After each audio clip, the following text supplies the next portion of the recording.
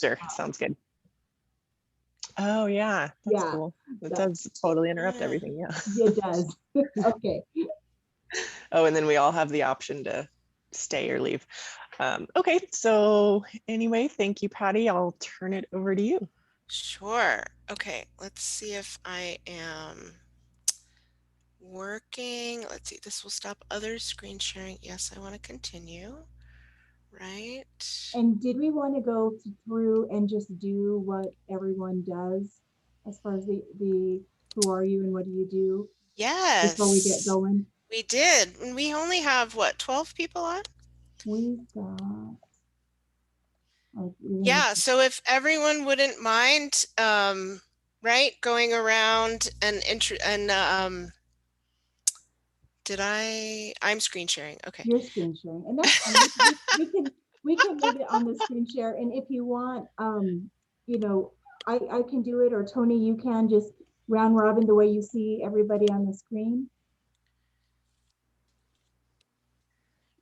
and you're on mute. I can do that. Let me just expand the window. Yeah, for everyone to just say who you are and what you do. Okay.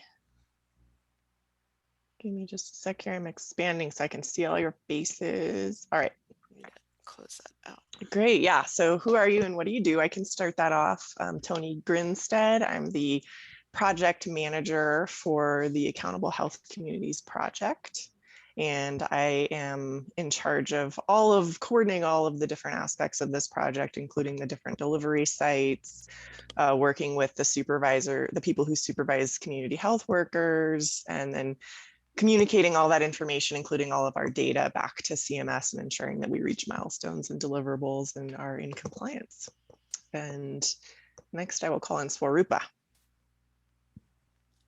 Hey there, I am Swarupa. I'm here from the storehouse, and I help manage and lead our group to help put out some great shopping cart full of food to the public. We also work with Water Authority and PNM and have about 30 wraparound services, including baby food, diapers, wipes, all kinds of cool things that help the community at large. And specifically with NowPow, we're returning calls that have to do with food and helping people with food, and with Water Authority. Great, thank you. And David, hi, how are you today? Hello, everybody. I'm David Vigil, and I am a community member. I'm retired from the New Mexico Department of Health.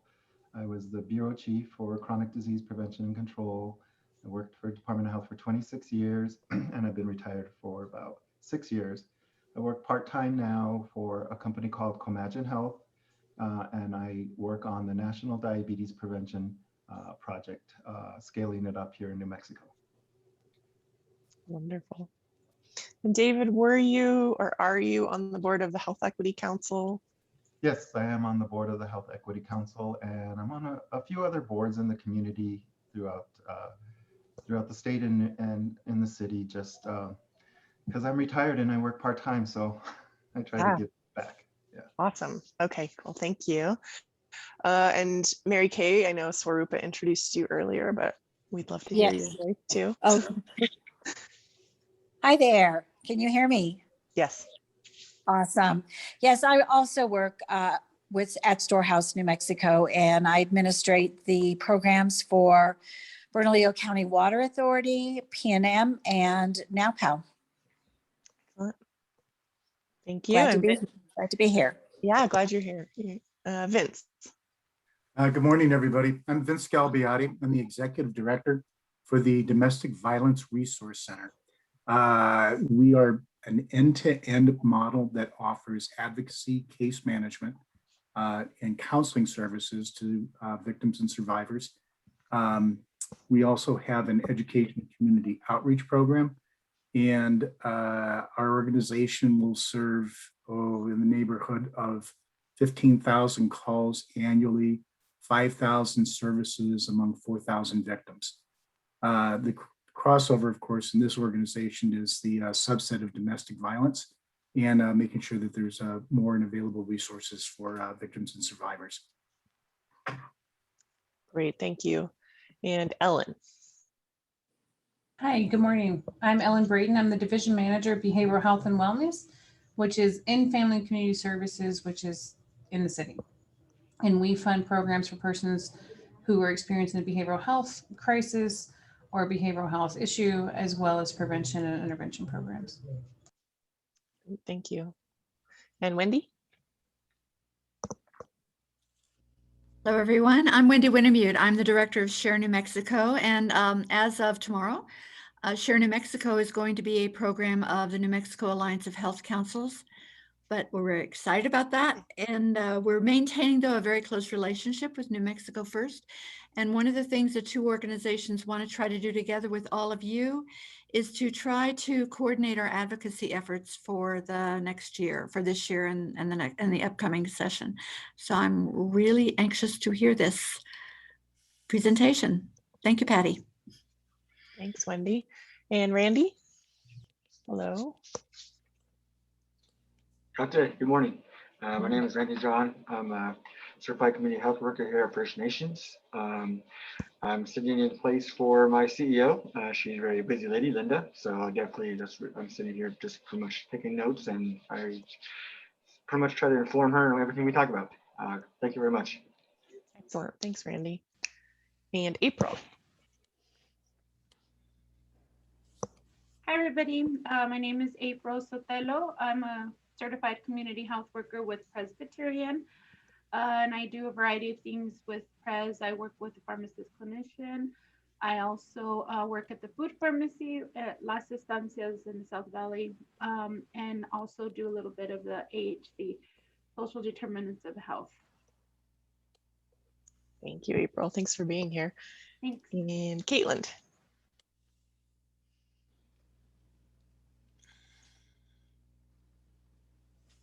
Oh, we can't hear you. I know you're not muted, but we don't have any audio.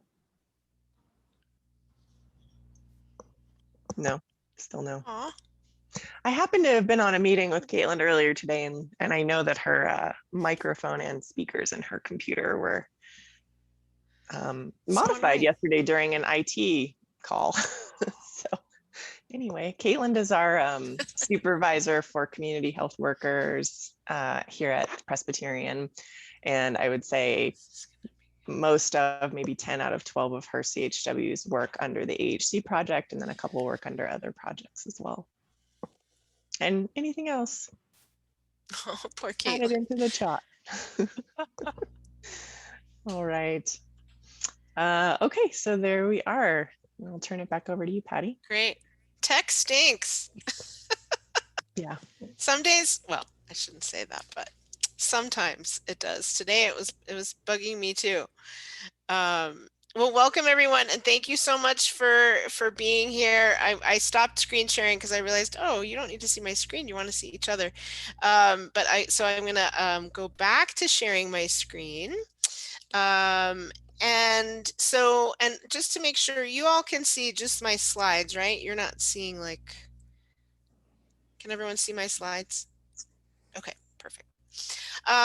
So what I did want to frame this a little bit, what Krista and Tony and I talked about, and based on our last conversation and kind of thinking about what would be most helpful to the group as you're really in a lot of, and I know several of you probably have a lot of experience doing advocacy work, and some of you maybe don't have any or have a little trepidation around doing this. And so we really wanted to really have a conversation. You know, the last presentation I gave, it was sort of like, okay, I'm presenting this information and then we'll have a discussion. But so I would love for this to be a little bit more interactive. So please, you know, feel free to ask questions as we go, put them in the chat, or, you know, hop off mute. We're small enough of a group. I think that's pretty manageable. But so we wanted to talk about, and as we're kind of going through all this together, really thinking about how, I mean, really, how can we tell the story of the work of the accountable health communities? So thinking, of course, you all come from your individual organizations, and you're bringing that forward, right? And that's why you're at the table in this incredible group and you're doing all this great work. But so thinking about not just your own individual organization, so whether it's press or Roadrunner or Storehouse or whatever it might be, but how is the work of this group, how are you going to really craft the story around that in order to share that information with, we're going to be, you know, specific to policymakers. But so to that end, so we really wanted to kind of in the beginning here to try to help us all get a little bit comfortable with advocacy, recognizing that sometimes, you know, people have all kinds of feelings about when we talk about advocating or policy or politics. That's a whole other conversation, right?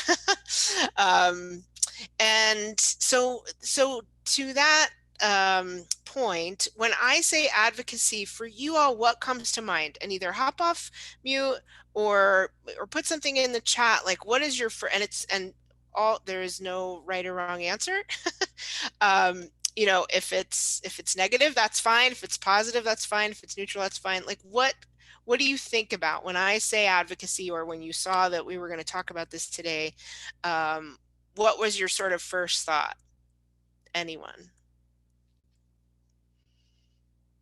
When I ask this question, oftentimes people are like, yuck.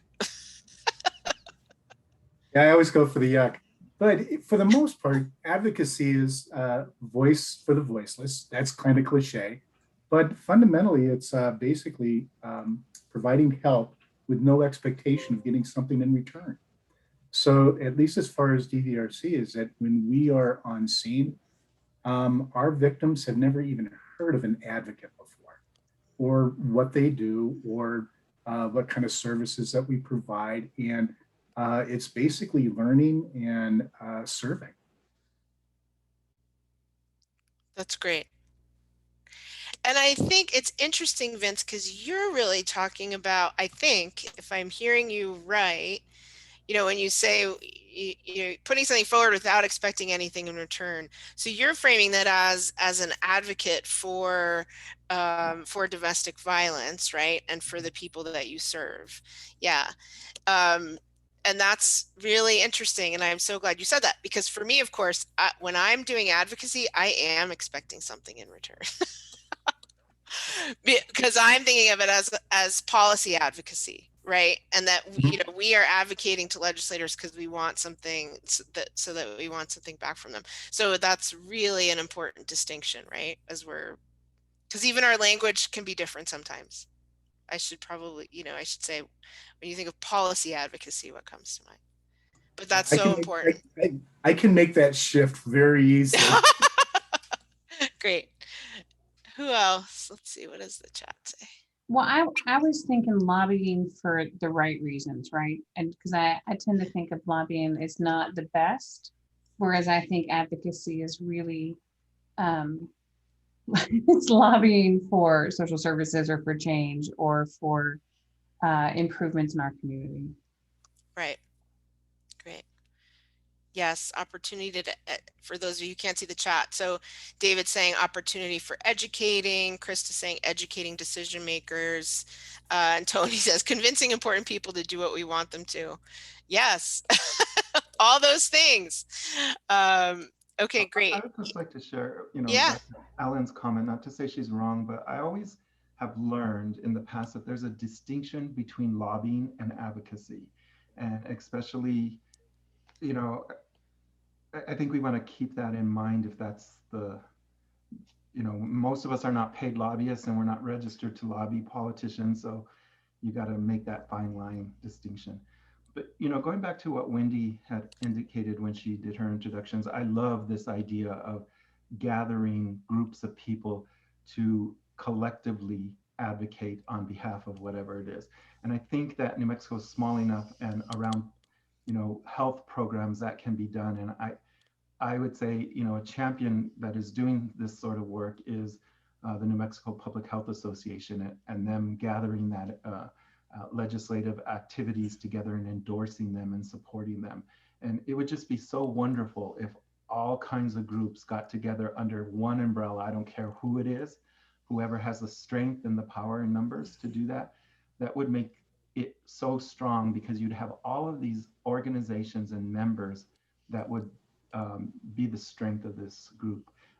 You know, when we come to these meetings in New Mexico, we see each other in every group that we go to, right? So you're part of 15 groups and advocating for 15 different topics, but how do we do that collectively? Yes, I love that. And that's exactly what we're doing here today, or hopefully, or starting that, right? So that this group can do that work.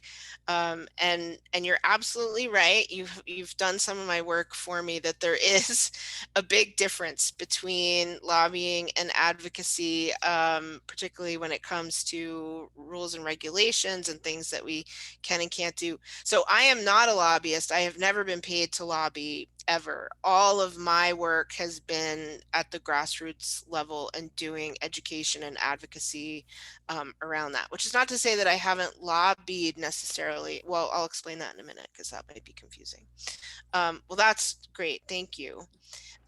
So just kind of getting us grounded a little bit. So why advocacy is important. I'm sure you've all heard this before, right? All politics is local. We have to always remember, you know, we have a very common saying in our advocacy world, you know, if you're not at the table, you're on the menu, right? And so, you know, recognizing that this action, these activities, these initiatives, these efforts, public policy is going to happen whether you're there or not. And it just may be in your favor, and it may not, and it may be in the favor of your organization or the communities that you work for or not. It's really essential for large scale impact. Obviously we can do, you know, smaller initiatives, you know, probably without public policy involvement, but to really see large scale impact, right, we have to have public policy.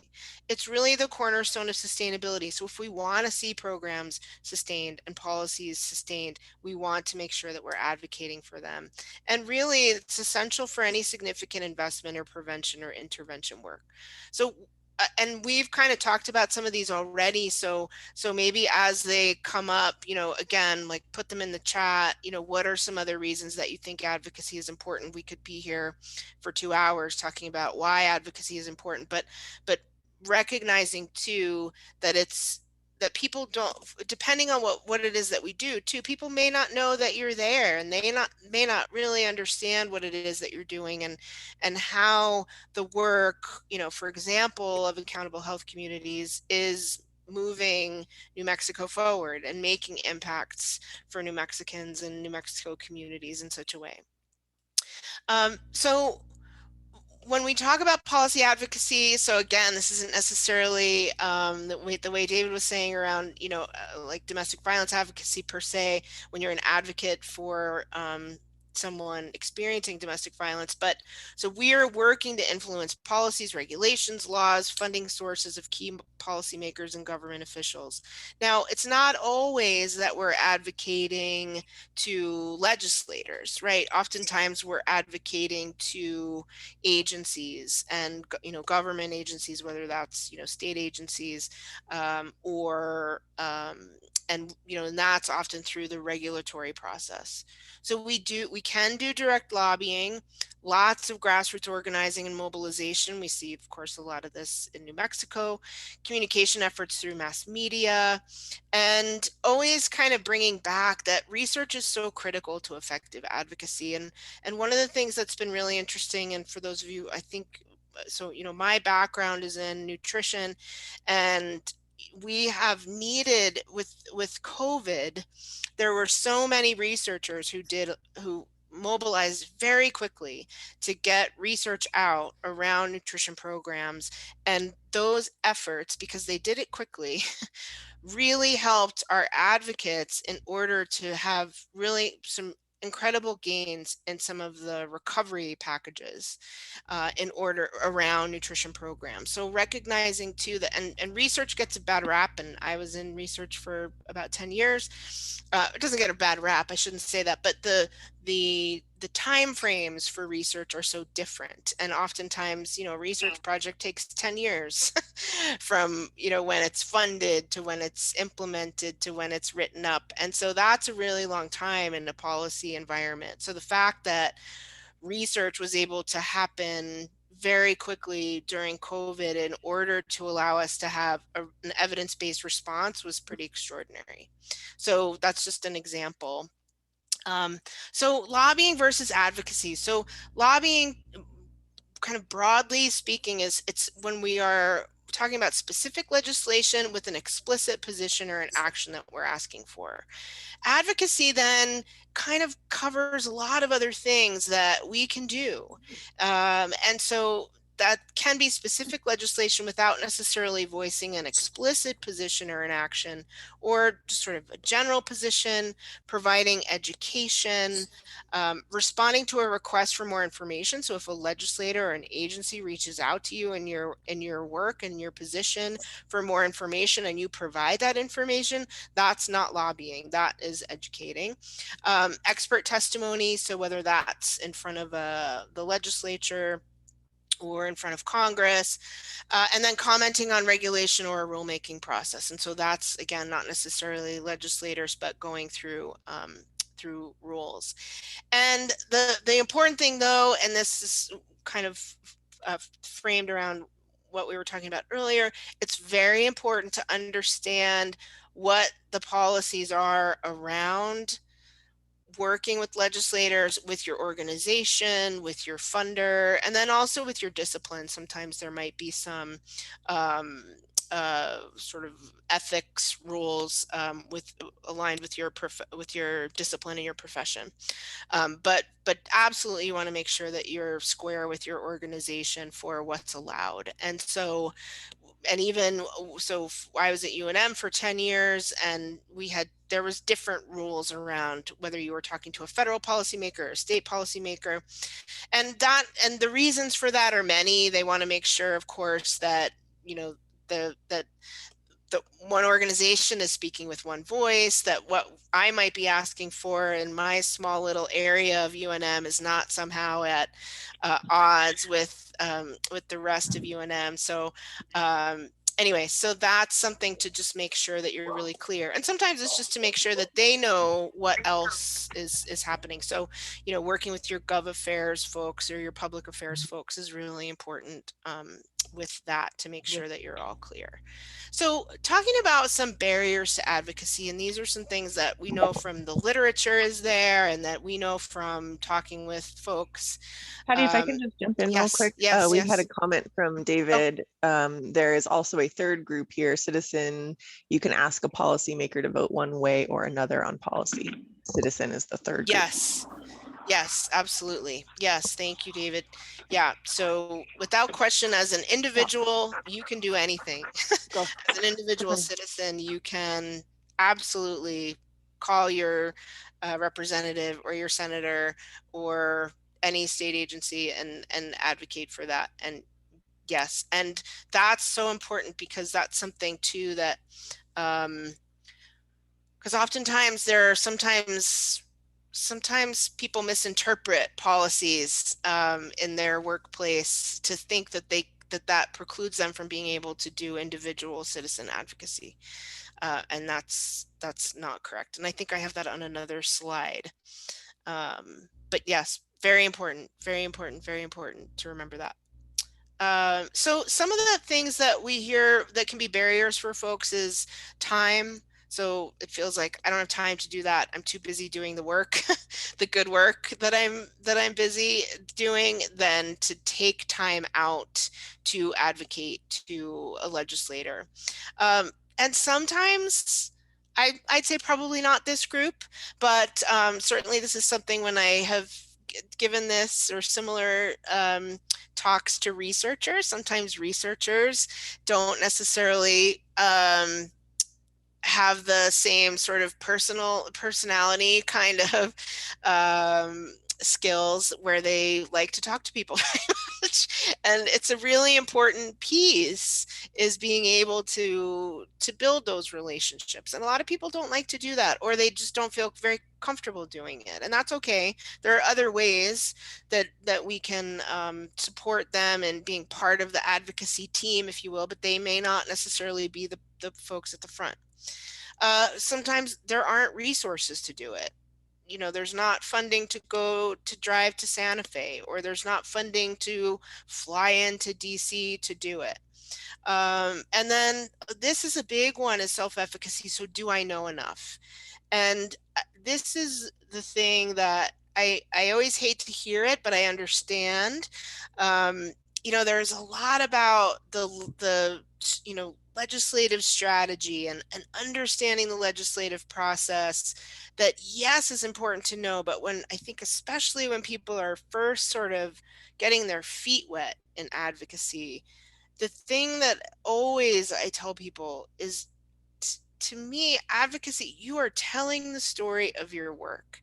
You're telling the story of what you do, why you do it, who it impacts, what it's helping, right? It's not, you don't necessarily have to know the ins and outs of the appropriations process and understanding how this sort of handoff works and how these favors work in order to be an effective advocate. And again, especially when you first get going. So, you know, helping folks understand, like, you are the expert in your work. You absolutely know exactly what you're doing and exactly what's needed in order to continue that work. And so thinking about it that way, I think, is really helpful. And then there could be real or perceived restrictions from the employer or the funder. And so, you know, sometimes we have, we've had this in our state organization for dietitians, where we have leadership who work for the federal government. And so they feel like they can't necessarily participate in our advocacy activities. And that is something, I don't know how common that is in other organizations, but that can be really challenging, because of course we want our leadership to be able to speak to these issues. And so, and sometimes that's just sort of misinterpretation of policy, but I think that's something to be really aware of, is within your organization, and then also within Accountable Health Communities group as a whole, you know, what's allowable, what are those restrictions, and if some of them, you know, they may be real, but they may just be perceived restrictions. And then there can be lack of support. And particularly, you know, if your leadership doesn't necessarily support you taking time to do advocacy, right? And certainly and again, for researchers, for example, for academics, that's not, you know, that's not on their performance evaluation, right? Is taking the time to do that they don't get credit for doing advocacy work. And that's, you know, that's a challenge. And then it can feel really insurmountable.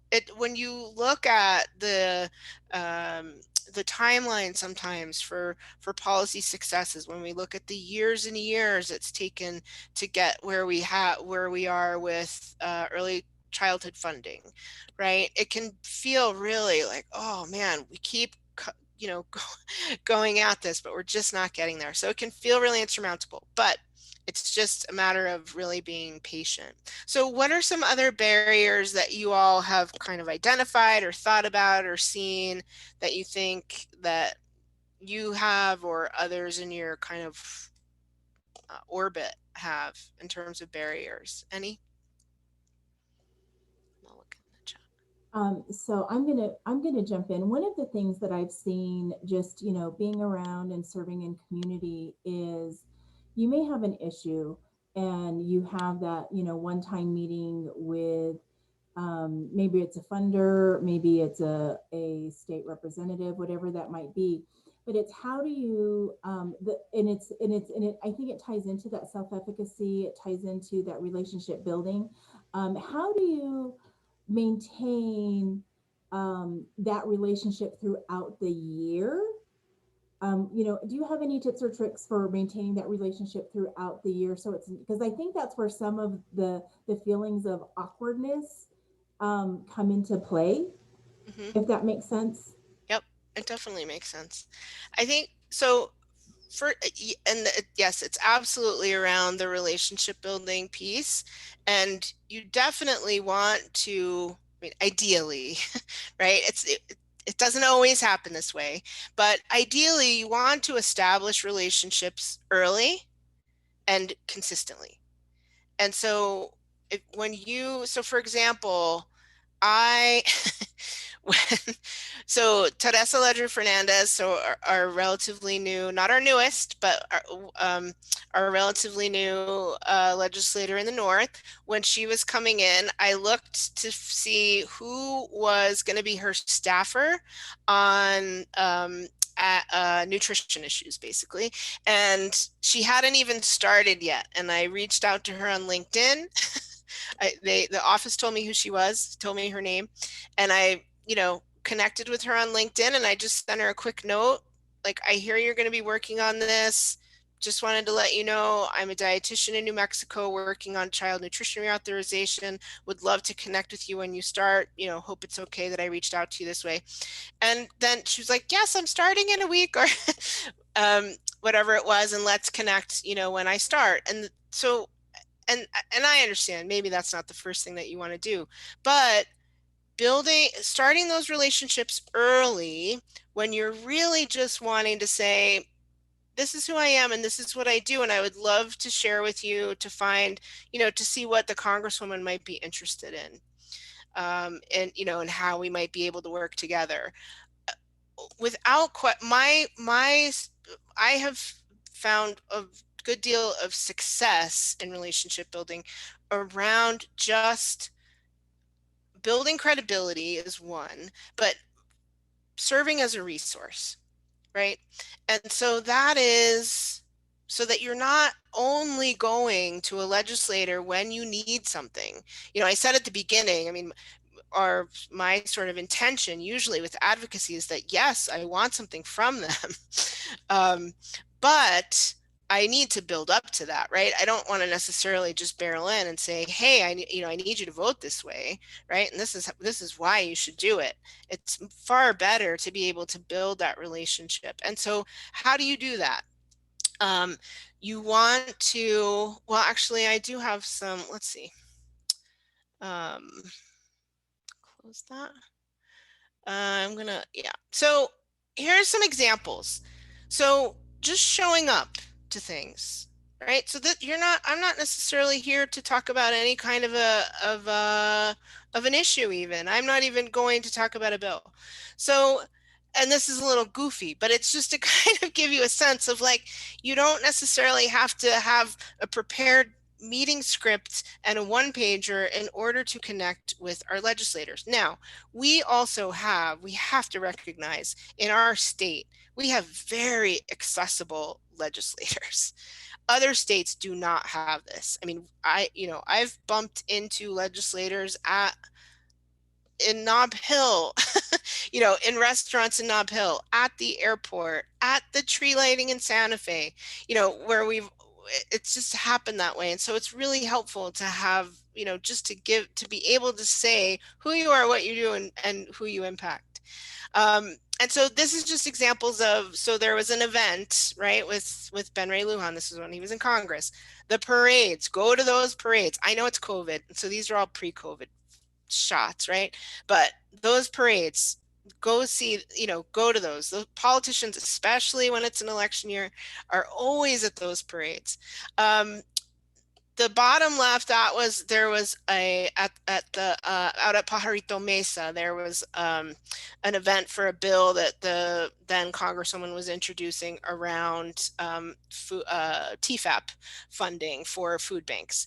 And so, going to those events, and I was precepting an intern, so I brought a student to that event. That's the other thing. If you have students, for two reasons. One is it establishes that engagement for them early in their careers. And number two, legislators love students. They love students because it's the future, right? It gets them excited. They want to hear about what they're doing. And parades, and then other events. And this picture here with the governor. Well, this was when she was a congresswoman, but so this was an event at UNM. Any of these events that I go to, I always make sure I sit in the front, just so that legislators, they keep seeing you, right? They want to know that you are engaged in the work. Now, I know that not everybody can do this. A lot of times I can do this because my work allowed me to do this. But then, whoops, and then going to town halls. And this is also a really, town halls are a great way to not only have them see you, but also to be able to put your issues forward. So any town hall that you go to, you absolutely should ask a question that pertains to your work, even if it's not necessarily going to garner anything. You are putting your issue out there. And a couple of years ago, Tom Udall was doing, and this was way before COVID, but they were doing a town hall, and it was up in person in the north, but they were taking questions through Facebook and through Twitter, I think. And so I submitted a question around SNAP and how he would be supporting SNAP. And they asked that question. And the thing is, if I hadn't asked that question would not have been asked at that town hall, right? So that's the other thing we can think about in our advocacy work is how are we bringing these issues forward to legislators all the time? Right? Because we know it's not just a one-shot deal. Like, it's not one and done. It's not like we're going to just talk to them about this one time and then they're going to act on it. It's very unlikely. And that's why building the relationships and building that trust is really, really important. The other thing, so leverage your other roles. Now, this was when I'm back on the board at the food bank now, but and you know, the food bank is great. If you can get in on a congressional visit to the food bank, figure it out. Because they put, you know, these are not just photo ops. The food bank puts legislators to work. And so this was us with Senator Lujan, this was us packing rice at Roadrunner. And we did that for, I think it was 3 hours. So there we all are standing together for 3 hours. And, you know, at some point, yes, we're going to talk about, you know, bagging rice and how we all have to do it and making sure we're all trained. But those are great opportunities to be able to talk about your work and why it's important. And then this was another example with Senator Heinrich. He was loading pallets all morning. Again, I think that was for 2 hours. So these are really great ways. So, you know, to be able to engage with legislators. So again, this is not, you know, waltzing in and drafting a script and you know, and figuring out who on the team is going to say what, right? It's very organic, really, in building trust with them.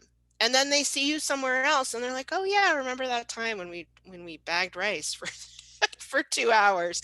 And oftentimes it's not just an opportunity to work with the legislator to get them to know you. It's an opportunity for their staff to get to know you too. And the other thing I will say is, without question, building a relation. I know a lot of people, especially when they first get started in advocacy, and most of my work has been in the federal side. And we do lots of work with training grassroots advocates. And sometimes people can be a little disappointed when I say, well, we're not meeting with the senator, we're meeting with, you know, the staffer. And people can be a little disappointed. And I always correct them. No, that is absolutely, because we'll have more time.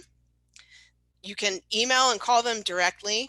You know, and so I've built relationships with staffers over time where I've had them texting me during congressional hearings and asking me questions and, hey, can you quickly get me, you know, data on, you know, food security in tribal communities, right? So and there's nothing magical that I did there. I'm not exceptionally smart, right? It's not that I am that special. It's just that I established my credibility early and promised to serve as a resource.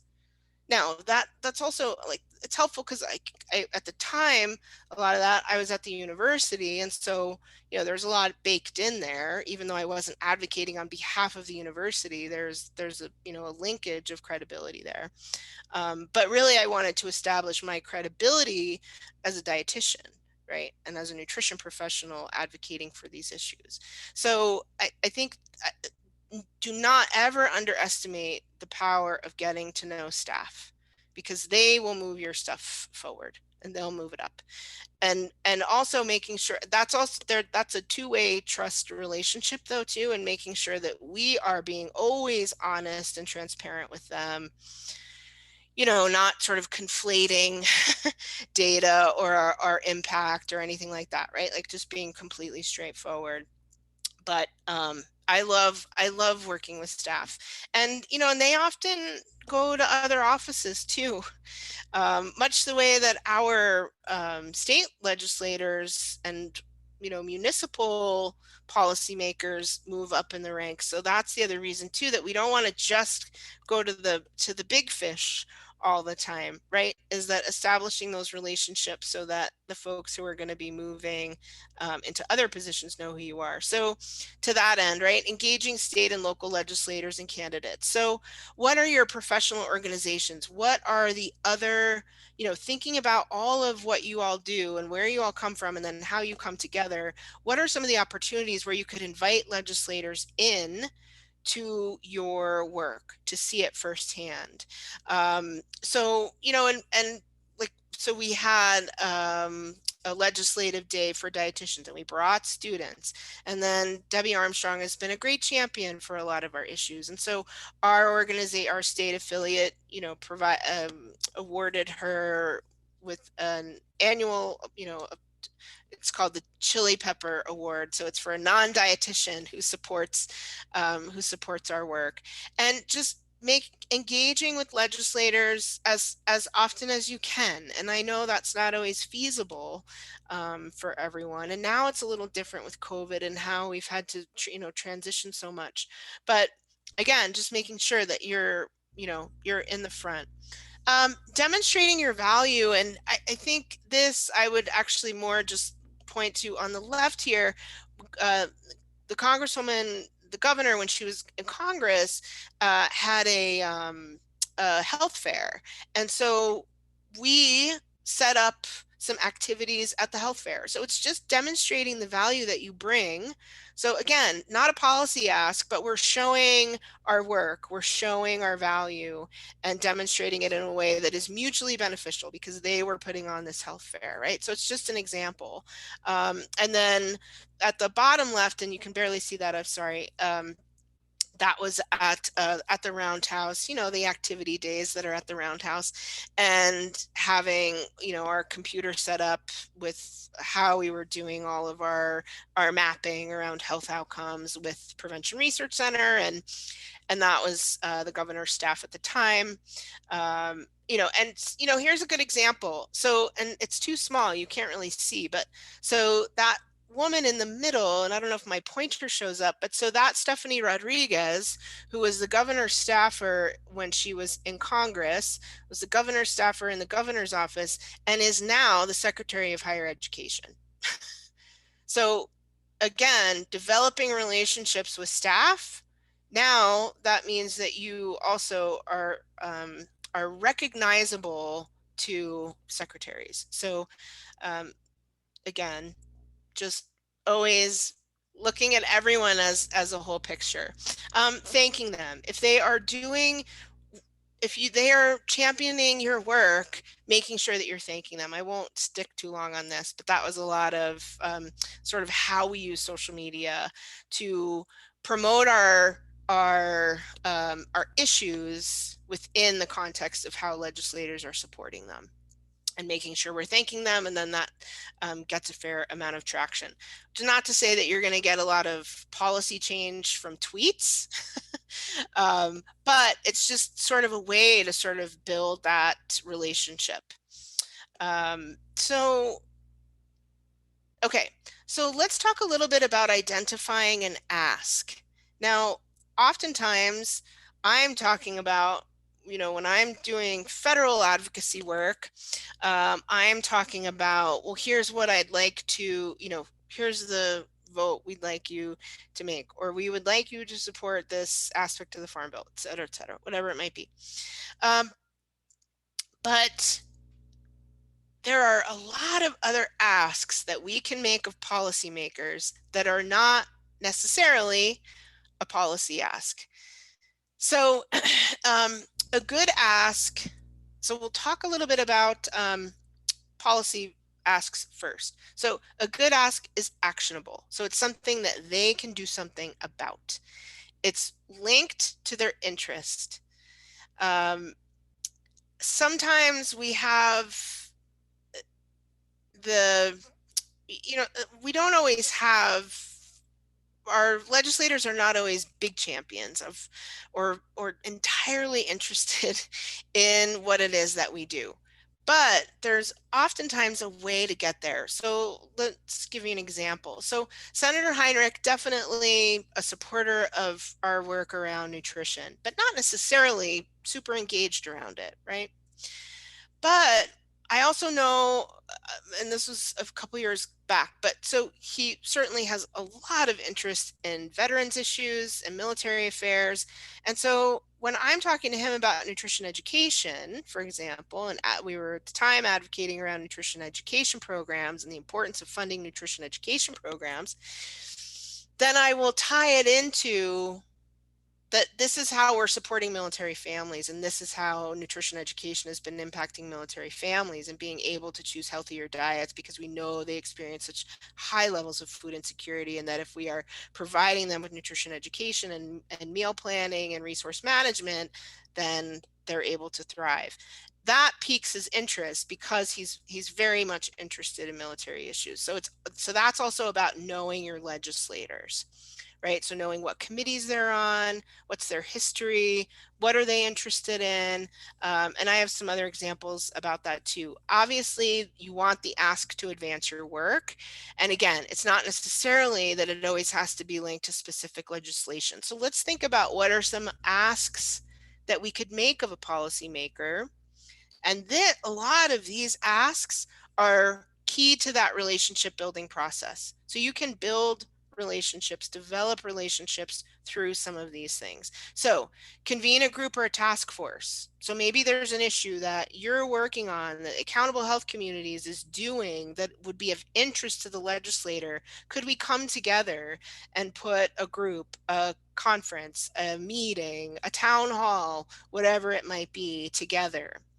A letter of support. So is it a letter of support for a grant application, or is it a letter of support for an initiative that you're working on?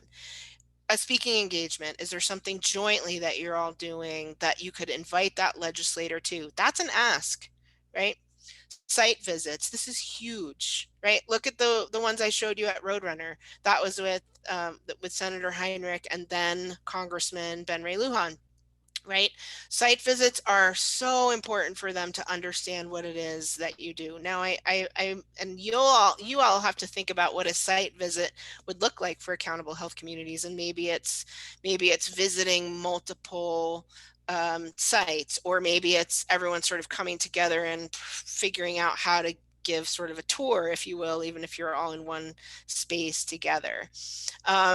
Solving problems. So are you having an issue with an agency maybe that you're just not able to get through, but a member of Congress can help you get through that? Going on record in support of your work. It's interesting, actually, even a couple weeks ago, or maybe it was months, Senator Lujan was questioning, there was a child nutrition reauthorization hearing, and just in his questioning, which we are working with his office on making sure we don't roll back nutrition standards, for example. And so he, in his line of questioning, basically went on record in saying he didn't necessarily write anything up or anything like that. And there's not necessarily a bill for him to sign on specific to this quite yet. But he went on record of, assuring that he was not in favor of rolling back nutrition standards. So that's huge, right? And that's a matter of public record. navigating a regulatory issue, creating a media opportunity. This is great. Op-eds, blogs, newsletters. Don't be offended though if they say no to being able to do an op-ed. You know, their comms team is, you know, for example, we just reached out to Senator Heinrich's office about doing an op-ed around, because he co-signed for universal school meals, which is huge, huge, huge, huge. Huge for us. And so we asked him about if he would be interested in doing an op-ed, and they declined, and that's fine, because you know, we have to remember that they're navigating lots and lots and lots of issues, right? And so they can't do an op-ed for everything that they're in support of, basically. But we just, you know, you just keep trying, and it's, and then networking and introductions. Is there another group that maybe they work with? You know, maybe it's not a federal agency, but is there another group that the senator works with, or our member of Congress works with, and they could help with introductions that would further your work? And also to institutionalize their involvement. So is there, so we, you know, our advocacy, we had an advisory committee at the Prevention Research Center. And so we had staff members from congressional offices on our advisory committee. That is enormously helpful. The Health Advisory Committee at Roadrunner, I believe I don't know if they still do, because I haven't been in a couple years, but when we got that going, we had legislative representation or congressional representation on that advisory committee. And so making sure that they are at the table in the room when you're discussing these things, and they have staff, because oftentimes staff actually know solutions and have solutions that you wouldn't even think to ask for, right? They can say, oh, we can connect you with so-and-so, right? And especially the staff, because they're all over the place, and they have they have a lot of pots on the stove, the staff. So thinking about those asks, and again, we focus in this too, to think about, as we're maybe sort of baby stepping our way into policy advocacy, but knowing that the asks may differ, but the path to get to the ask is really all the same, right? We still want to be able to let them know who we are, what we do, and to be able to tell stories of our work. So let's talk a little bit about strategic storytelling, and I think I'm going way over time. So are we okay? Okay, I might go a little fast. I'll go fast. We have about 5 minutes until we're supposed to do the breakout activity. Okay. Okay, I can do this fast, and then I just might need to shave a little time. But so let's talk a little bit about storytelling. So data is, you know, the old, actually, I think I first heard this from the current Speaker of the House. You know, data is what makes us credible, but stories are what make us memorable. So we need to have data. Data is critical. But we want to make sure that we have both. And so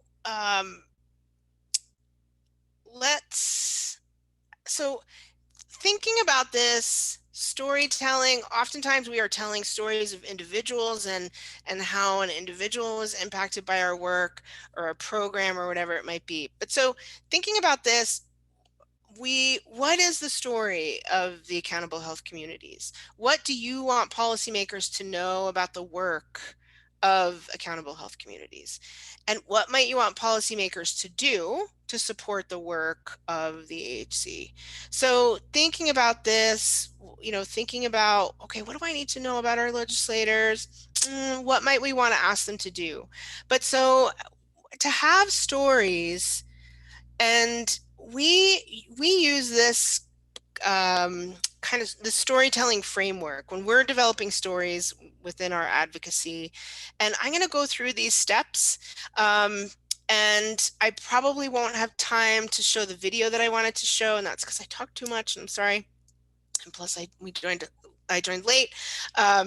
But maybe at the end we'll have time. But thinking about what's the story of the AHC, and framing it that way, knowing too that, and I know that might be a little bit like you might need to do a little more work on thinking through what that story would look like, because it's probably far easier for all of you to come up with, well, this is the story of our organization and how and how we impact, you know, individuals or communities or systems, right? But so thinking about it that way, but again, the steps are the same. The process is the same of thinking through how we would want to tell the story. So let's look at this a little bit. So we want to imagine the intended audience. So, and I had a little, my thought was in having all of you introduce yourselves at the beginning, right? So who you are and what you do. I was expecting you all to answer differently than you actually did. So you all really did it the way is great to do. And so what I mean by that is there are always little sort of nuggets of time where we can kind of spin a little advocacy into just everyday sort of interactions. So thinking about how do you introduce yourself? So kind of taking it out of the story framework for a minute. So if you were to bump into Senator Heinrich or Senator Lujan or the governor, how would you introduce yourself? If all you could do is just introduce yourself, how might you do it? Right? To be the most impactful, even if it's just a tiny little seed that sort of gets planted for them. And so you want to introduce yourself, your role, and how it relates to your intended office. And think about too, like you may not necessarily want to say like, hi, you know, I'm Patty and I'm a registered dietitian and I'm in Albuquerque and I work at such and such. But you know, it's very different to say, my name's Patty, I'm a registered dietitian in Albuquerque, and the work that I do is promoting healthy eating and has led to a 10% decrease in diabetes in the population that I work with, who are your constituents in your district, right? So tying it into what it is that you do and how it impacts their district. If you can do that in a you know, one sentence introduction, it's great. So be thinking about that. But a lot of you did that. And what I would say, some of you were, you know, we're talking about sort of the management and the sort of how your programs work in your introduction, but try, if you can too, to think about what is the impact of your program, right, in that little bit of introduction. So not necessarily just, you know, this is me and this is what I do, but also this is me, this is what I do, and this is how it impacts your constituents, right? So always really focusing back on constituents. And then and when we talk about an ask, the ask is always the same generally, regardless of party, but we might frame the stories a little bit differently. So just based on, you know, we can always find shared values, right? With any, some people might argue with me, but I firmly believe you can find shared values with any legislator. And so it's just identifying what makes the most sense for them and what resonates best with them and what their values are. So sometimes we might focus when we're talking about recovery of a patient or a client. We might talk about the healthcare cost savings, right? That we could assume from that. But for others, we may want to talk more about how this helped them be more of an engaged member of society. And so I remember this has always stuck with me some years ago in Senator Udall's office talking with his staff. And she said, you know, the senator is interested in how programs help New Mexicans be New Mexicans. And that always stuck with me because, and for food and nutrition, that's sort of an easy frame, right? Because food is so tied to culture and the strength of our communities. And there's lots of ways that we can talk about how nutrition education or, healthy eating or, supporting New Mexico grown, how all of those efforts can help New Mexicans be more New Mexicans. But so how would you think about some of the other work that you all do, right? How does the work in domestic violence, how does that help New Mexicans be completely present in New Mexico, right? And be part of their communities. And so thinking about it that way. But, another legislator may not necessarily be interested in that story. So it's really thinking that through. So describing the challenge here. So what's the conflict that sets the story in motion? You want to hook them early, right? So they know what's next. And this is going to help, this hook kind of helps them believe that the time they're taking to listen to you is worth their time, which is not to say that everyone's time isn't worth it, but sometimes, we want to make sure that their time is valuable, and conveying that struggle. So these might be internal, physical, emotional, or philosophical problems that propel that story forward.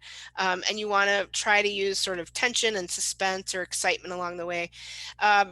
Use vivid language, strong adjectives, and key details that captivate that audience. You might emphasize the types of struggle here, depending on your audience, political affiliation, community characteristics, etc. So, and then highlight the turning point. So what's that moment of discovery or the moment of greatest tension that leads to the resolution of the main conflict? So what is that aha moment that led something to change or to shift?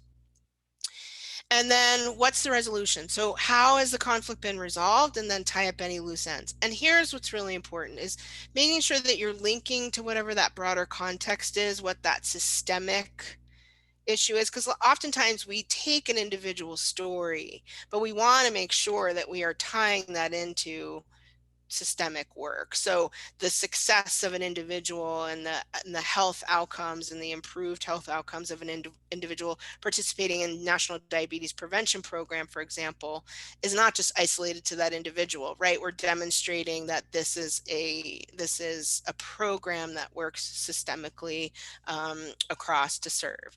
And then this is also important to what is the risk of them not taking action and what's the benefit for them to take action.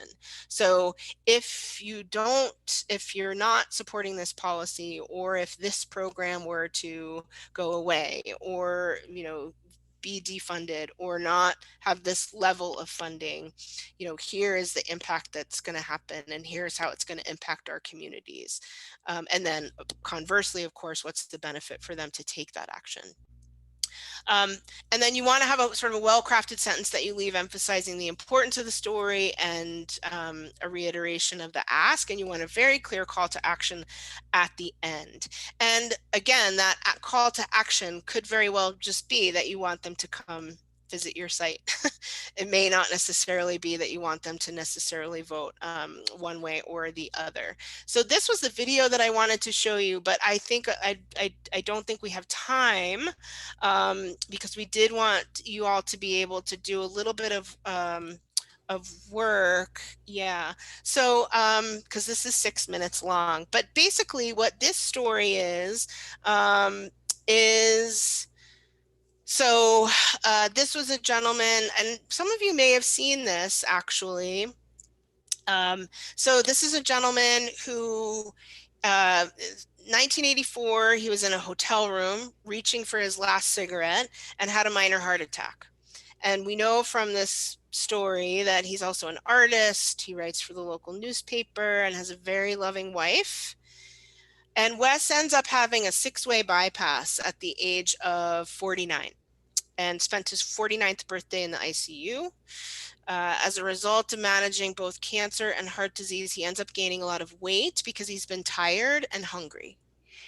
And now what's the struggle? So Wes is managing multiple chronic diseases, one of hundreds of thousands with this level of costly disease burden.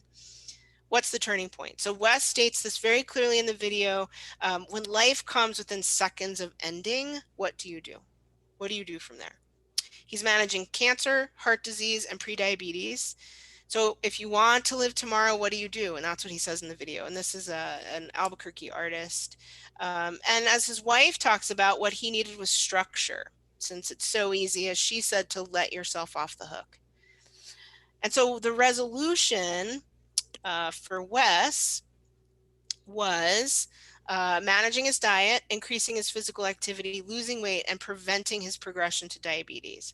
And that's directly attributable to the National Diabetes Prevention Program, which nationally reduces the risk of developing type 2 diabetes by 58% for adults like Wes who are at high risk for the disease. And it provided the structure that he needed for weight loss and prevention of diabetes with support from a multidisciplinary team, including his registered dietitian. And I happen to know that dietitian, and what she told me is that it has been an extremely positive experience for her as a dietitian to watch participants' success at losing weight, becoming more active, reducing their risk of chronic disease. And of course, the benefits include lower A1Cs, lower cholesterol, lower blood pressure, and she also sees less joint pain, better breathing, more energy and confidence, and self-efficacy with regard to weight management and diet change. And it's very satisfying. So what's our ask? So in this case, Wes has seen the success of participating in the National Diabetes Prevention Program.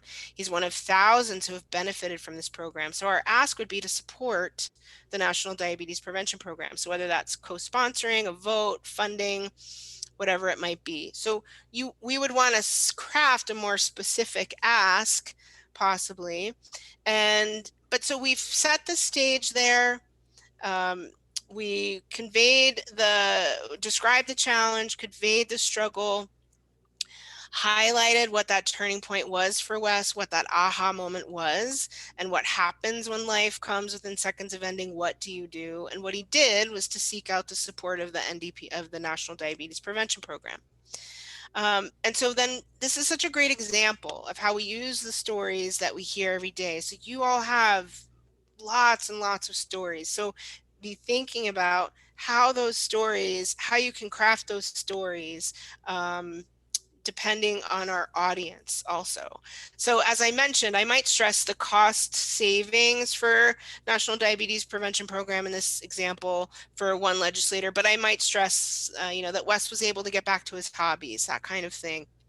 And so that is something that, and I will, maybe Krista, we can send that video out to folks so that they can look at it. Because what I love about that video, and it was put out by New Mexico Chronic Disease Prevention Council some years back, but it's a great, because we hear stories and sometimes we don't necessarily know what to pull from them in order to craft a story. And so it's a great example of, here's sort of a lot of a story, 6 minutes worth of a story of this gentleman, but what can we pull out of there to make a compelling story and, in a much briefer amount of time.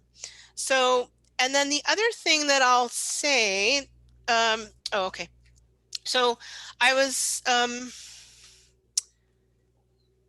think we hear a lot about elevator speeches, right?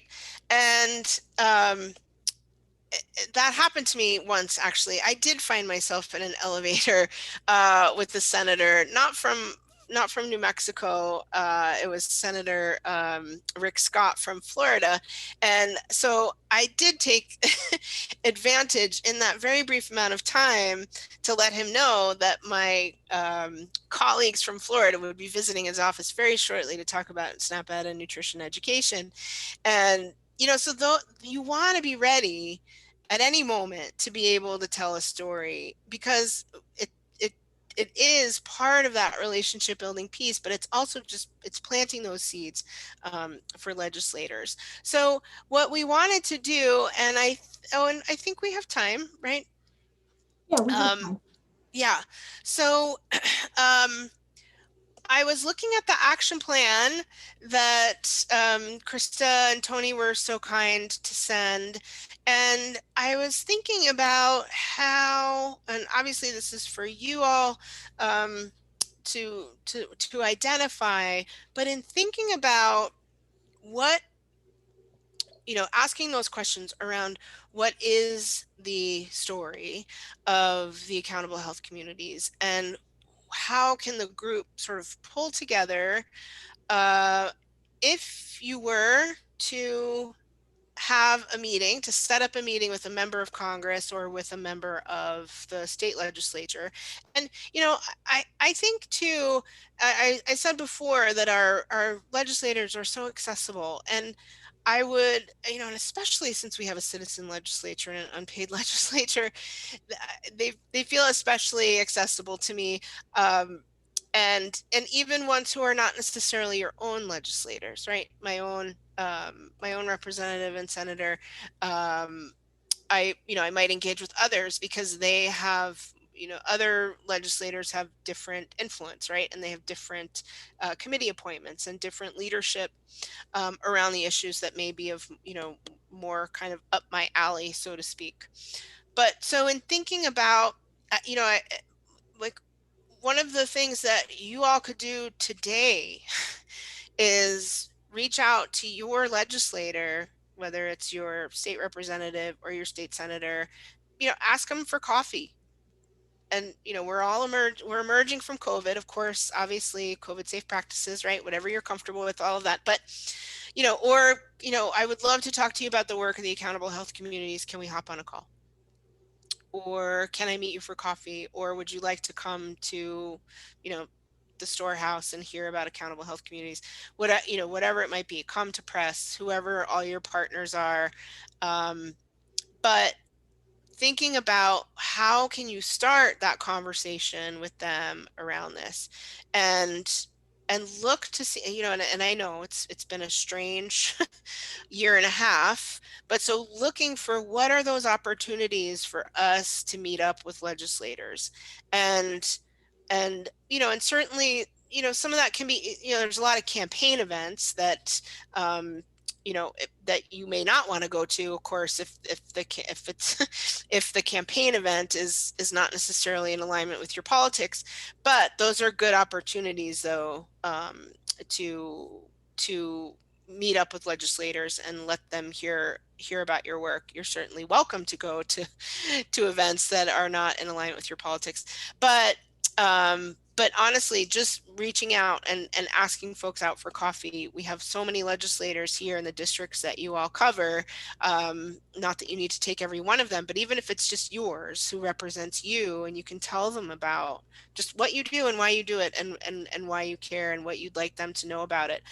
Every single one of you could do that today, I'm sure, right? And talk about it. But what Kristen, Tony, and I were talking about too, that would be helpful is for the group to really sort of come together around what does that messaging, look like, and what would we want to establish as the sort of the talking points around it, assuming that there's not necessarily, like, that this group may not necessarily be interested in developing a policy to get behind, that more it's how do we share the story of accountable health communities and the impact of that work, and then also advocating around coalition work and the individual issues that make up the areas of focus for the accountable health community. So I was thinking about going through all of these.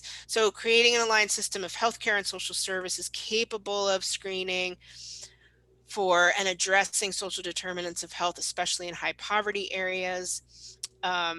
Demonstrate that an aligned system can yield a measurable improvement in health outcomes, quality care, and cost reductions in the Medicaid and Medicare populations.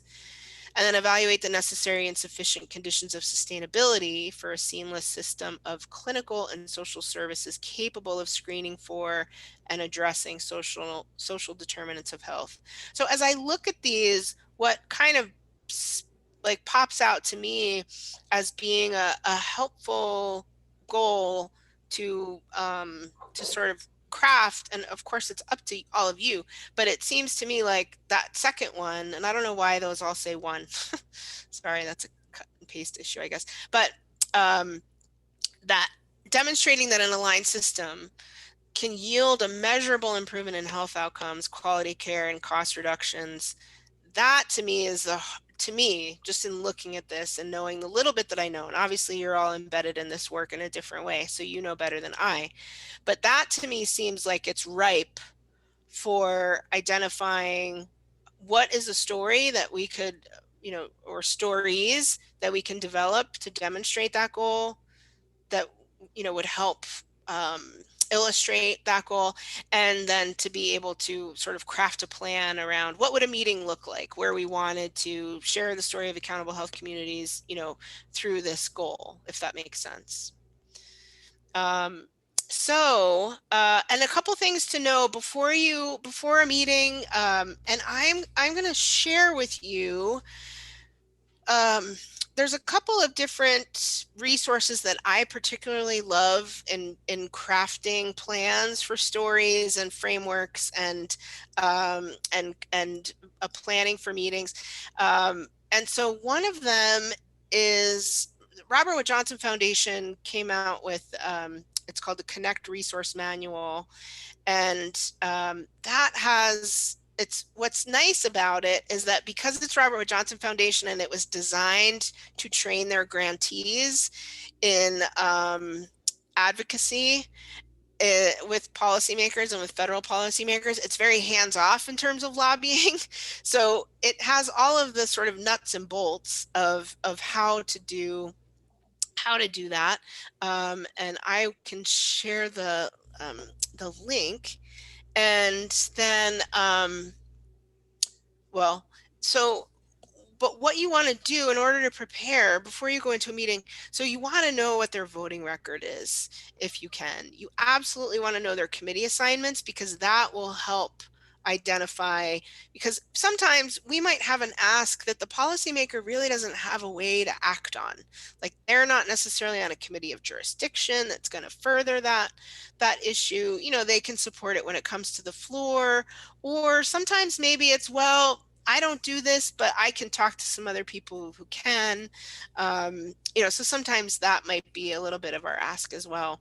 But absolutely know their district and their constituencies, know what their opinions are, know what their areas of expertise are. This is especially true in New Mexico, and we have quite a wide range of areas of expertise for our legislators, and recognizing too, of course, that we have legislators who do not know this stuff, right? We have some who are incredibly knowledgeable about health and health systems and social services and all of this stuff, but we have some who just don't. And that's okay. That's part of our job, right? As educators and advocates, is to make sure that they have the information they need, but understand what their interests and priorities are, what their legislative priorities are, and then also what their personal interests are. Because some may have, it's interesting too, like we run into, sometimes we have members of Congress and their spouse is a dietitian.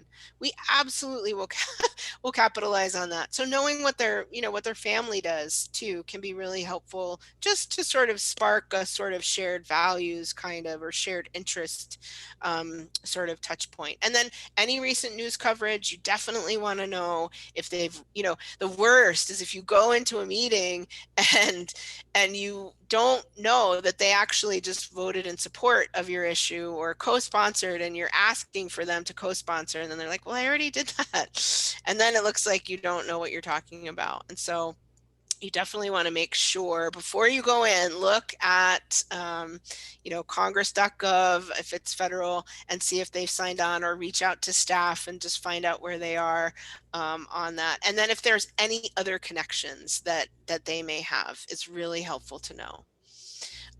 So anatomy of a meeting. So you want to thank them for their time and any previous support. So again, that's why knowing their voting record or their co-sponsor record or their being on the record in support of your stuff is really important.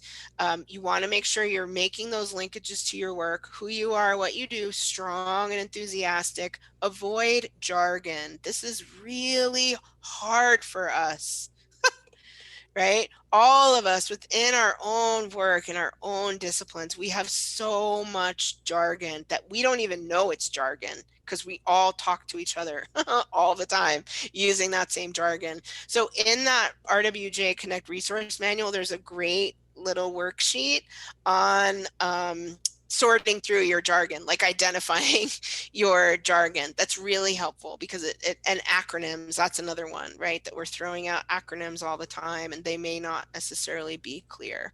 And you want to sort of foreshadow that ask, tell that story clear, positive, and on point. You definitely want it to be about a constituent. And you want to give them their ask. And then in the closing, you want to make sure everyone's clear on next steps. If you have any leave behind materials, and then of course, thank them for their time. Leave behinds, I will make a little mention of leave behinds. Tony laughs. I tell the story that I was going to DC to advocate, not necessarily on behalf of UNM, but my boss gave me a big fat folder full of one pagers and flyers and DVDs and all of this material to bring to share. And I said, I don't really think they're gonna have, I don't know that I should bring all of this, right? And she's like, well, just bring it.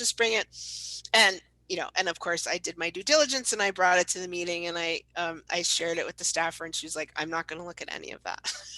So don't bring a lot of stuff, one pager at most. Although I will say our members of Congress do like pictures. They like to see visualizations of the work, especially with kids, right? All those things that look great and are very enticing and that build engagement.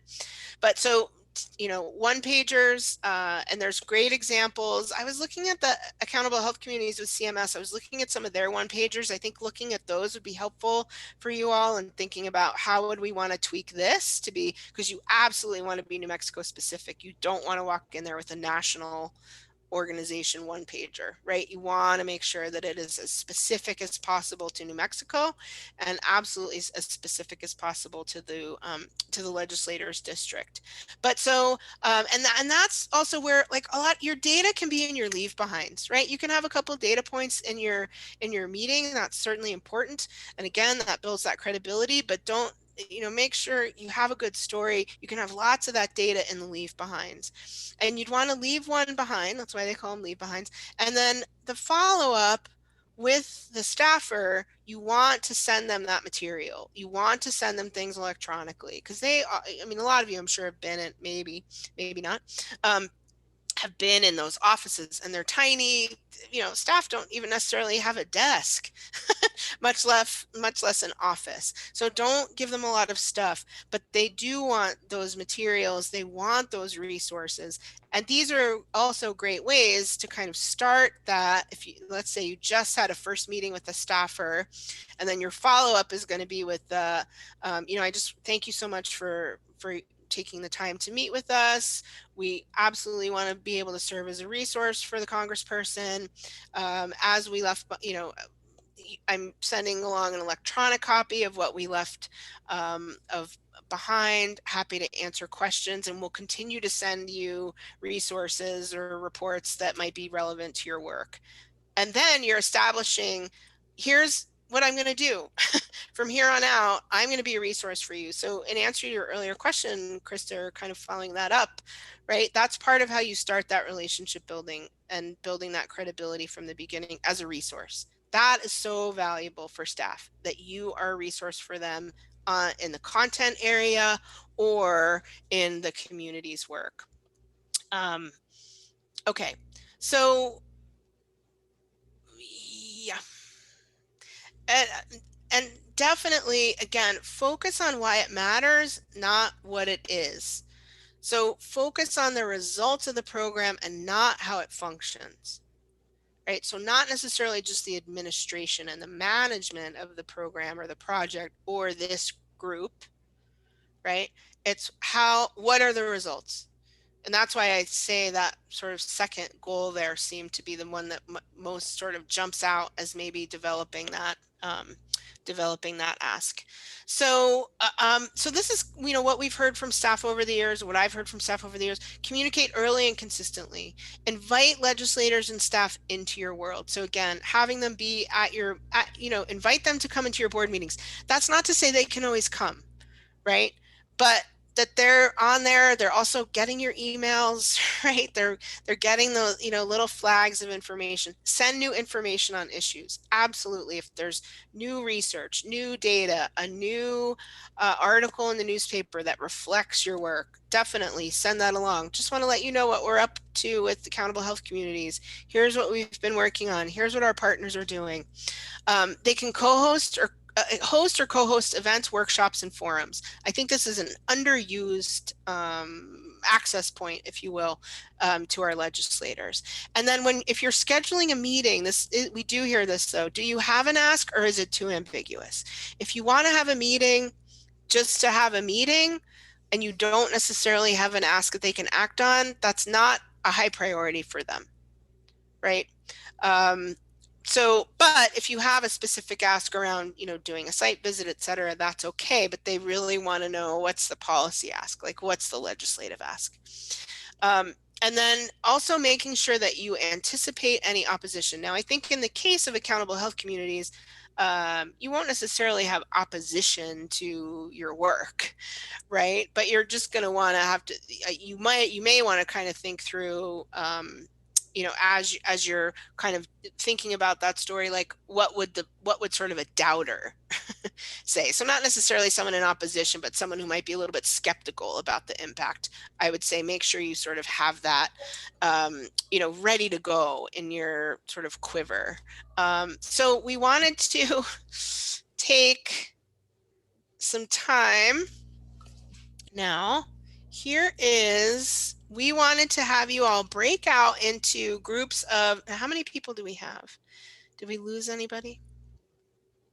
We've lost a couple of folks. What we were thinking maybe, sorry, yeah, tell me, is looking at just a group feedback and just start kind of mapping out. So instead of doing a breakout, like what would this look like for the AHC? Just kind of more of a conversational. Tony, is that kind of what you're thinking?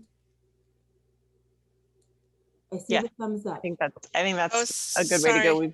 We've got about 20 minutes left for this session, so I think we could do any sort of Q&A that didn't get addressed during Patty's presentation, and then also just sort of a group brainstorm around some of these ideas. Yeah, let me pull. And the content was just so great, so that's we wanted you to just keep going. Yeah. Well, the other thing too is, and I'm sorry, I'm just looking at the chat now. I apologize. And everyone's saying, oh, we want to see the video. So sorry, I didn't show it. Now I feel badly. Well, and we can make it available as well. Yeah, it's really good. I love it. Okay, so let me look my share. Oh, I do. Okay, so before we break out, then I do want to share. Now Krista and Tony and I said, like, we don't want to necessarily go through the nuts and bolts of, like the legislative process and the budget process and all of that. That didn't seem like that's where the group is. But I did want to point you to New Mexico Voices for Children has excellent resources for state legislature, and they just updated them all this spring. So it's not like 5 years old and it's old stuff. Like, it's all very current. So they have a guide to legislative advocacy in New Mexico. It walks you through everything. If you want to understand more about the tax system, they walk you through all that. And then the guide to the New Mexico state budget as well. And sorry, I didn't put it, but I think the legislative advocacy guide, I believe they updated that in April of this year. So really helpful stuff there. And so I would encourage you all to, we'll have the slides and I'll send those links too. And then for those of you who really want to go through the legislative process on the federal side, you can go, the congress.gov has actually a pretty, I mean, it's long, it's a lot of videos, but it's a complicated process, right? So they have a video series that walks you all the way through that legislative process. And then this is my favorite, honestly. Even though we have, with the Academy of Nutrition and Dietetics, we have lots of other advocacy materials, but this is my favorite resource for prepping. And because it walks you through, like I said, the jargon list, it walks you through what should I know about this legislator before I go in or before I reach out. And then also, how do we put together the structure of a meeting? And so that's actually what I wanted to. Now, can you see this right now? Yes. Opening up? No.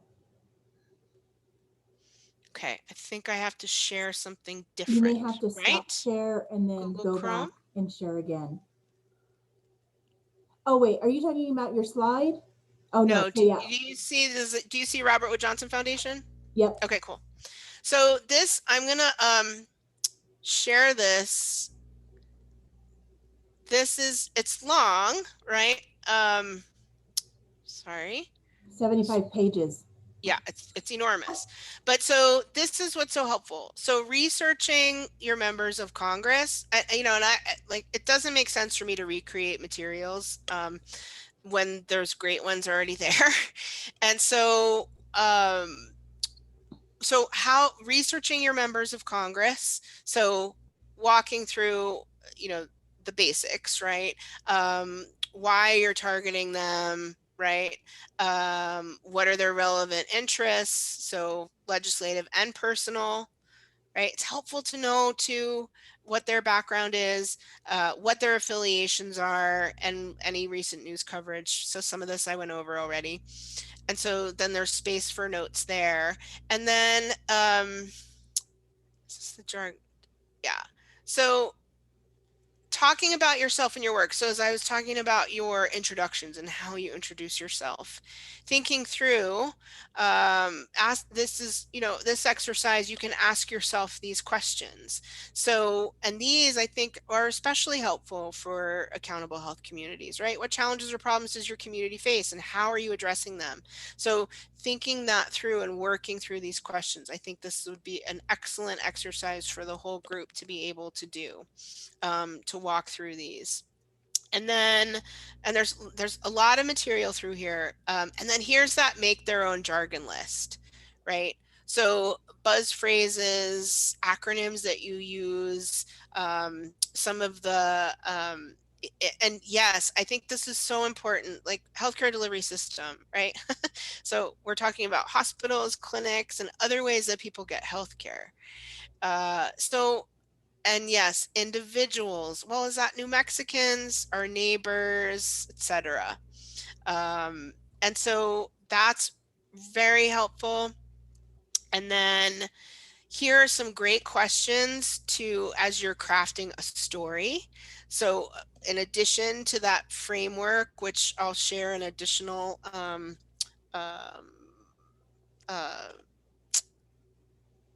worksheet for that. Sorry, couldn't find the word. But then these are helpful questions to ask yourself as you're crafting that story, right? If you could leave your audience with one powerful memory about the work you do, what would that be? And again, what I really like about this resource is that it is designed for nonprofits who are very cautious around lobbying. And so it's very much speaking to the work, right? And what is the work and what is the impact of the work? So I think it's very helpful in particularly in this situation. And then here is listing through what is the ask that we might want to make. So is it, so the challenges and obstacles your program currently faces? What goals haven't been met? What are some of the stumbling blocks to their achievement? Are there groups you haven't been able to reach? Any events coming up that you might want to invite that legislator to? And then are there specific non-legislative ways your member can help? And then this is, again, worksheets. What are their interests, and then brainstorming ways. This would be ideal for small group work or large group work too. And this maybe would be another good Jamboard session. And looking at what are some easy asks. So those are the relationship builders, right? Those are the things like, letter of support, coming to our organizations. And then what are some of those connecting asks that we would love for you to connect us with this other group? So thinking through those. And then here is the really helpful, which I think we can walk through together here. So if you were to identify, if you were to be planning rather a meeting with a member of Congress, what do we need to do? What do we need to accomplish in that meeting? So going through and identifying what the work has that you would want to thank them for. And so that could be that they have, previously visited our center, or previously have written an op-ed on this, or previously have, advocated, themselves for issues around domestic violence and transportation. What are some of the links? We know you care about this issue. So what are some of those links that they have that you can use when you sort of capitalize on your story? And so, and then let us tell you about our work. So here is where you would identify what are the 3 most important points you want to make about your work in that meeting. And then here's where you would tell your story. So want to identify what that story would be. And here's a specific way that you can help us. And the other thing that's really important when you're planning meetings is to, you really want to make sure, especially if you have a large group, but you don't really, for a federal meeting where in person, you don't want to have a lot of people necessarily. But even if you do have a lot of people, and that's just because it can be a little overwhelming, but you definitely, we hear this time and time again, they don't, generally speaking, want to have more than 2 people speaking in a meeting because it can be too overwhelming for the staffer. So you want to identify who's speaker 1, who's speaker 2, and what are the key message points that they're going to get across. And then maybe you have a third person who's going to tell the story, and maybe you're going to have someone else make the ask. But ideally, it's good, even if you have a big group, to have just 2 people who are really going to, everyone can introduce themselves, but to have no more than 2 people who are going to do the bulk of the speaking and leading the meeting. And then who's going to keep track of next steps and contact information. And then there's an area for notes there. And so this is what I think, and I'm sorry that we didn't have the time to have everybody break out and do this, and I apologize for that. But so thinking through how would we complete this? So if we wanted to, say, have a meeting where we wanted to talk about the impact of accountable health communities, how would we fill this in? What are some of the things that we would talk about? And maybe, let's see, let's see, is there any, just checking the chat. Bye, April, thank you. I think we're okay on the chat. I haven't seen anything. Yeah, I just said April had to go get on a call. So would it be helpful, do you think, to just sort of brainstorm through some of these? Yeah, you know what we could do, let's see, I'm just looking at the time. We've got just about just right at 10 minutes. What we could do is maybe you still utilize the Jamboard, drop some of these questions in the Jamboard, and people can post in there, and then that will actually help. What do you think, Tony?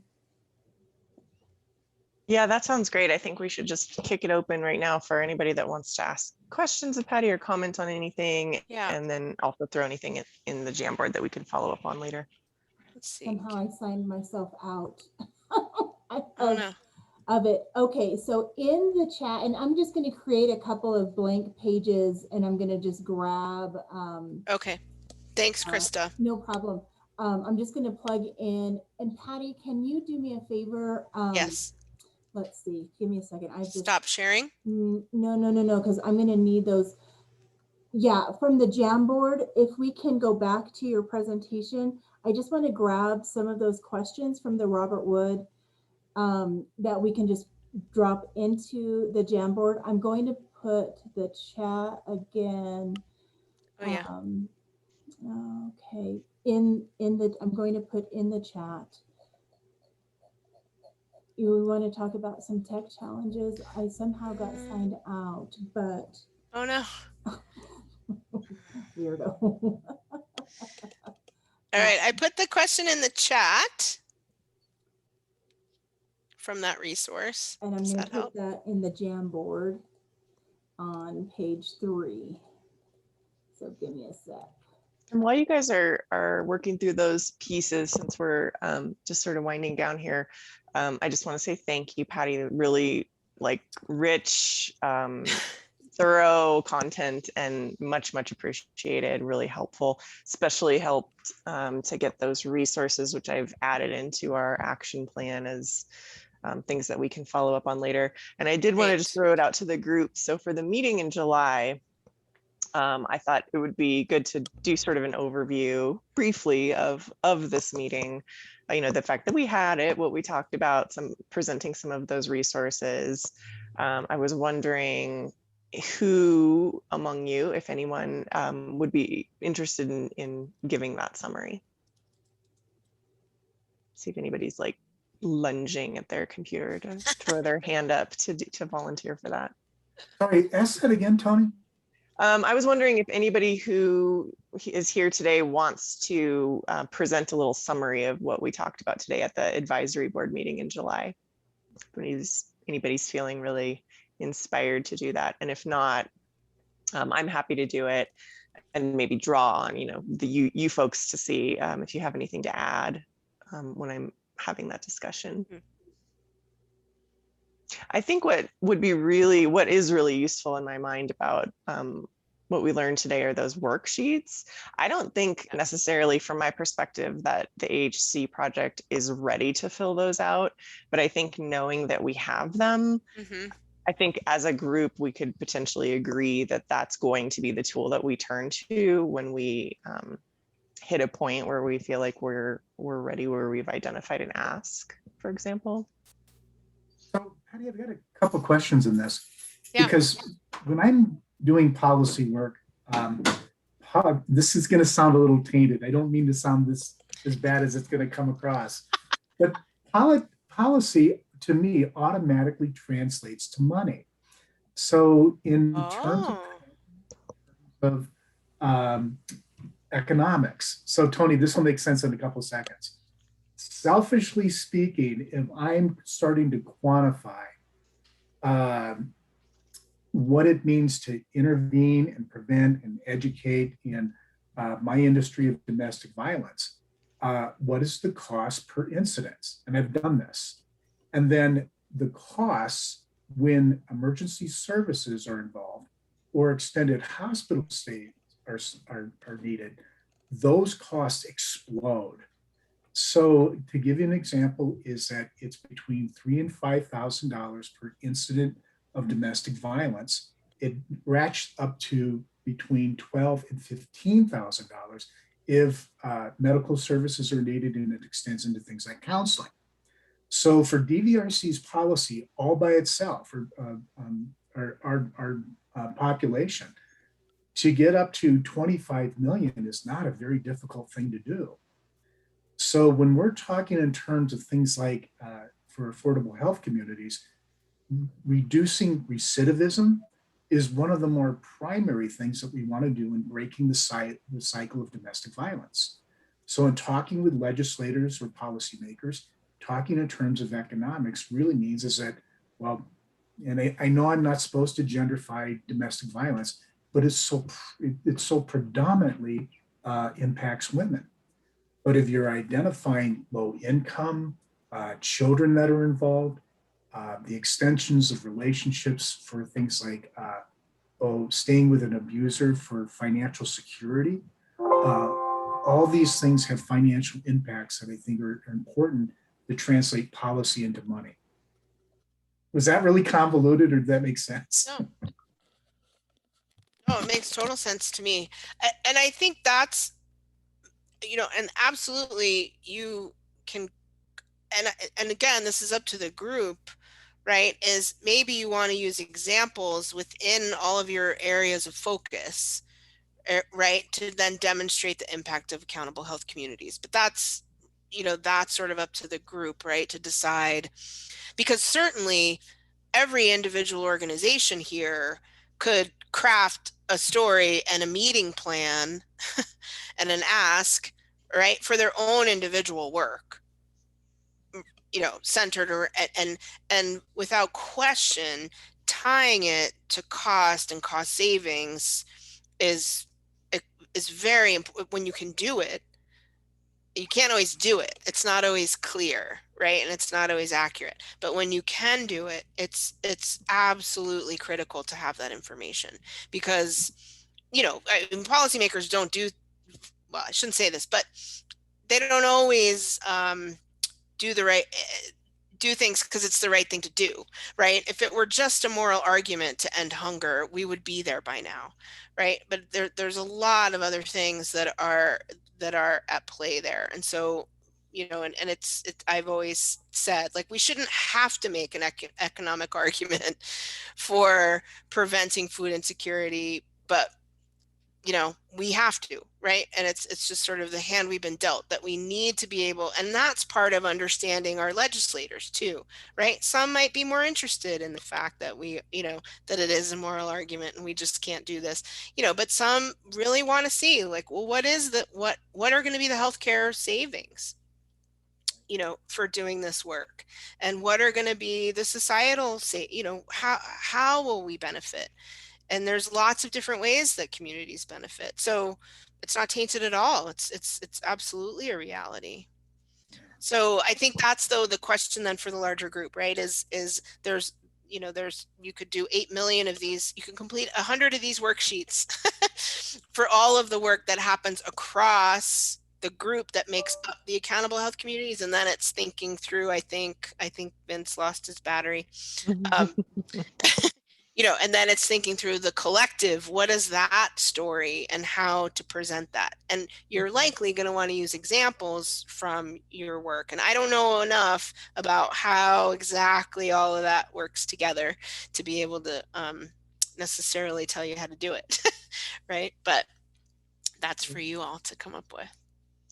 Thank you. Well, in our last few minutes, again, just a big thank you. Krista, do you have any housekeeping to tie things up? You're muted.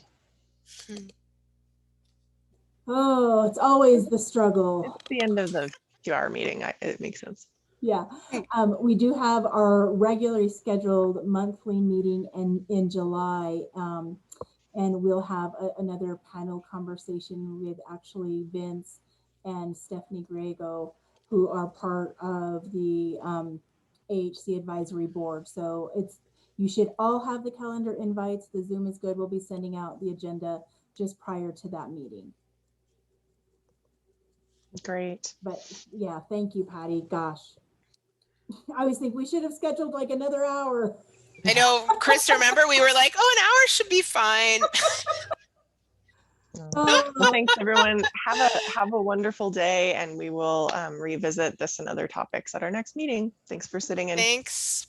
Thanks, Bye. everyone. Bye. Bye. Thank you.